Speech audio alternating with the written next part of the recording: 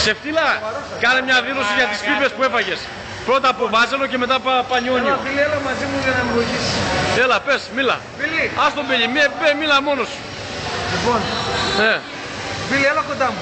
Καλά μαγράκου, πάλα. Έλα, μίλα εδώ. Λέγε, ναι. Λοιπόν, είμαστε άτυχοι. Το πρώτο που έχω να πω. Με 15 ήταν ο Βάζελος. Όχι, με 15 ήσουν μετά από κάποια ώρα. Έπρεπε να... 10 που έβαλε στον κόλ δεν ήσουν με 15. Ναι, έπρεπε να βγάλω κανένα ακόμα με κερδίσεις. Ήρθε ανύπαρκτος ο Παναθηναϊκός. Ναι, ο ανύπαρκτος. Όπως πάντα. Έκανα 10 προσπάθειες, δεν μπορούσα να βάλω γκολ και με πήρε το παιχνίδι. Γιατί δεν μπορούσε, γιατί είσαι ξεφτυλισμένος. Δεν είμαι ξεφτυλισμένος, αλλά δεν μπορώ να παίξω καλά.